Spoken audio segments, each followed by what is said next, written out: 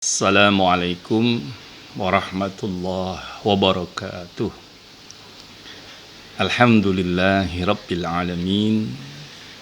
Wassalatu wassalamu ala ashrafil anbiya'i wal mursalin Sayyidina Muhammad wa ala alihi wassahbihi ajma'in. Saudaraku kaum muslimin rahimakumullah. Salat adalah satu ibadah yang sangat penting di dalam Islam. Salat tiang agama, salat amal yang pertama kali dihisab pada hari kiamat. Salat membentuk karakter kebaikan, mencegah perbuatan keji dan mungkar. Salat juga satu ibadah yang tidak boleh ditinggalkan, walaupun perang, dalam perjalanan, bahkan sakit sekalipun. Tetap wajib mengerjakan salat. Saudaraku, ada apa di dalam salat? Pada kesempatan ini kita akan mengkaji multi nilai, multi ibadah, multi pahala yang ada di dalam ibadah salat. Minimum ada 5 nilai yang bisa kita ambil dari ibadah salat. Yang pertama, di dalam salat kita membaca Al-Quran atau tilawah. Saudaraku kaum muslimin rahimakumullah. Yang kedua, di dalam salat kita berdoa. Yang ketiga, kita berzikir. Yang keempat, kita bergerak. Dan yang kelima, kita berfikir. Inilah nilai-nilai yang ada di dalam salat, dengan multi pahala, multi kebaikan yang akan diberikan Allah kepada kita. Yang pertama, salat itu adalah bertilawah, membaca Al-Quran. Rasulullah Shallallahu Alaihi Wasallam bersabda, maukah seorang dari kalian jika kembali ke rumahnya mendapati di dalamnya 3 unta yang hamil, gemuk dan besar? Para sahabat menjawab, iya Rasulullah. Sallallahu alaihi wasallam bersabda, salah seorang dari kalian membaca 3 ayat di dalam salat lebih baik baginya daripada mendapatkan 3 unta yang hamil, yang gemuk dan yang besar. Hadis riwayat Imam Muslim. Saudaraku kaum muslimin rahimakumullah. Orang yang salat membaca Al-Quran. Bacaan-bacaan Al-Quran selain besar pahalanya, juga akan dapat menghilangkan segala penyakit-penyakit rohani, penyakit-penyakit psikis, penyakit-penyakit jiwa yang berbahaya dalam kehidupan kita ini. Baik bahaya bagi diri dan bahaya bagi orang lain. Allah Subhanahu wa taala berfirman, A'udzu billahi minasy syaithanir rajim. Wa nunazzilu minal Qur'ani ma huwa shifaa'un wa rahmatul lil mu'minin wa la yazidudz zalimina illa khasara. Dan kami turunkan dari Al-Qur'an sesuatu yang menjadi penawar dan rahmat bagi orang yang beriman. Sedangkan bagi orang yang zalim, Al-Quran itu hanya akan menambah kerugian. Bacaan Quran obat dan membersihkan penyakit hati, membersihkan kesombongan, membersihkan iri, membersihkan dengki, membersihkan serakah, membersihkan tamak, membersihkan riya dan segala macam penyakit rohani di dalam jiwa, di dalam dada kita. Dan insya Allah juga dapat membersihkan penyakit jasmani. Karena penyakit jasmani menurut riset banyak disebabkan oleh penyakit rohani. Itulah yang disebut dengan psikosomatik. Sakit jasmani disebabkan dengan sakit rohani. Dalam sholat kita bertilawah, dalam sholat kita membaca Quran, maka kita akan meraih banyak kebaikan dari Allah Subhanahu wa taala. Saudaraku kaum muslimin muslimat yang dirahmati Allah. Yang kedua, salat itu adalah berzikir. Kita tahu zikir memberikan ketenangan dalam jiwa, memberikan kebahagiaan dalam hati. Allazina amanu wa tatma'innu qulubuhum bi zikrillahi. Ala bi zikrillahi tatma'innul qulub. Orang-orang beriman itu hatinya tenang, bahagia, tentram karena mengingat Allah. Dan hanya mengingat Allah, hati kita menjadi tentram, hati kita menjadi bahagia. Saudaraku kaum muslimin rahimakumullah, zikir-zikir yang kita baca di dalam salat adalah zikir-zikir istimewa. Zikir-zikir yang ringan di lidah tapi berat di mizan, di timbangannya di sisi Allah. Sebagaimana Rasulullah sallallahu alaihi wasallam bersabda, kalimatani khafifatani 'alal lisan, sakilatani fil mizan, habibatani ilar rahman, subhanallahi wa bihamdihi, subhanallahil azim. Dua kalimat yang ringan di lisan namun berat di timbangan dan disukai Ar-Rahman, yaitu kalimat subhanallah wa bihamdih, subhanallahil azim. Maha suci Allah dan segala puji baginya, maha suci Allah yang maha agung. Hadis riwayat Imam Bukhari. Tasbih, tahmid yang kita baca dalam salat akan memberatkan timbangan kebaikan, timbangan pahala kita di sisi Allah Subhanahu wa taala. Subhanallah, zikir-zikir dalam salat memang luar biasa. Selain menenteramkan jiwa, dia mempunyai nilai yang tinggi di sisi Allah.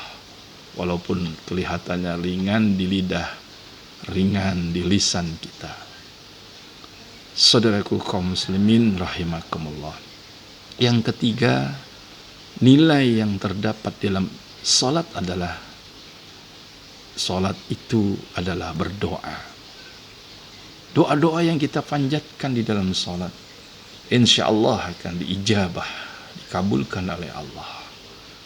Doa-doa yang ada di dalam salat insyaallah akan membentuk karakter kita sesuai apa yang kita minta di dalam doa-doa tersebut. Coba kita simak, perhatikan bagaimana indahnya doa-doa yang ada pada duduk antara dua sujud. Rabbik firli, ya Allah, ya Tuhanku, ampuni aku. Warhamni, sayangi aku. Wajburni, tutuplah aib-aibku. Warfa'ni, angkatlah derajatku. Warzuqni, berilah aku rezeki. Wahdini, berilah aku petunjuk. Wa'afini, sehatkanlah badanku, sehatkanlah rohaniku. Wa'fu anni, maafkan aku ya Allah. Inilah doa-doa yang kita baca dalam dudukan antara dua sujud. Satu doa saja dikabulkan Allah, sudah istimewa. Apalagi semua doa ini insyaallah akan dikabulkan oleh Allah Subhanahu wa ta'ala. Saudaraku yang berbahagia, bacaan Quran, zikir, doa yang kita baca di dalam sholat itu akan disimpan di dalam kortek, bagian otak yang menyimpan memori, dan itu tidak pernah akan hilang, melekat di otak kita, melekat di seluruh tubuh kita. Dan ini punya efek minimum dua. Yang pertama, ini akan mengantarkan kita pada husnul khatimah. Ketika badan sudah tidak bisa bergerak, kaki tangan tidak bisa lagi bergerak, hanya selang impus di hidung kita, selang makan di mulut kita, selang oksigen di hidung kita, selang makan di tangan kita, di infus kita, bahkan ada selang kateter yang ada di bawah kita. Saudaraku, saat itu tidak bisa kita bergerak. Tapi saat itu hafalan, doa, zikir, Quran yang kita baca dalam sholat akan disimpan rapi oleh kortek bagian tubuh bagian otak yang ada di kepala kita. Dan itu akan keluar di akhir-akhir kehidupan kita. Ya ayyatuhan nafsul mutmainnah irji'i ila rabbiki radiyatan mardiyah fadkhuli fi ibadi wadkhuli jannati. Kita akan dipanggil oleh Allah dengan panggilan yang mesra. Wahai jiwa-jiwa yang tenang. Ya ayyatuhan nafsul mutmainnah irji'i ila rabbiki, kembali kamu kepada Tuhanmu. Radiyah, dalam keadaan ridha, dalam keadaan senang. Fadkhuli fi ibadi, masuklah ke dalam kelompok hambaku, kata Allah. Masuklah dalam kelompok, masuklah dalam surgaku, kata Allah. Saudaraku, kenapa kita dipanggil Allah dengan begini? Karena kita mengakhiri hidup dengan zikir, dengan doa, dengan tilawah yang sering dan selalu kita baca dalam sholat kita. Sehingga kita mengakhiri hidup dengan kalimat-kalimat Allah, dengan Quran, dengan tilawah, dengan zikir, dan dengan doa. Insya Allah orang yang mengakhiri hidupnya dengan kalimat-kalimat tauhid, kalimat-kalimat Allah, dia akan dimasukkan ke dalam surganya Allah.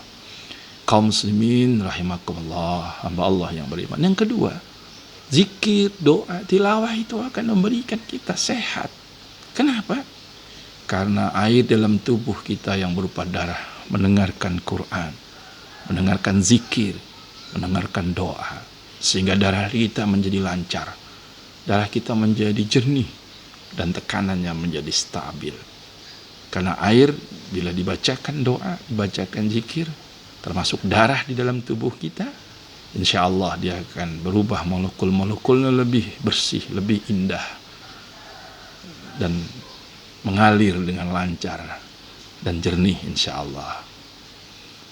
Luar biasa, subhanallah. Itulah keistimewaan tentang ibadah salat. Bukankah kita tahu di dalam tubuh kita adalah isinya air. Di otak kita minimum ada 75% air, jantung 75%, paru-paru 86%. Begitu juga hati, buah pinggang, otot, dan di dalam darah sendiri. Allah berfirman, وَجَعَلْنَا مِنَ الْمَاءِ كُلِّ شَيْءٍ حَيًّا أَفَلَا يُؤْمِنُونَ. Dan dari air kami jadikan segala sesuatu yang hidup, maka mengapakah mereka tiada juga beriman kepada Allah.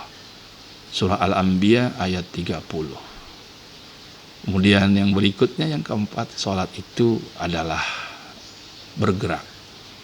Gerakan tubuh kita dari takbir, mengangkat tangan, rukuk, sujud, duduk antara dua sujud, dan sujud sendiri, bahkan tahiyat, duduk tahiyat akhir, tahiyat awal, itu akan memberikan kesehatan dalam tubuh kita. Perhatikan gambar ini.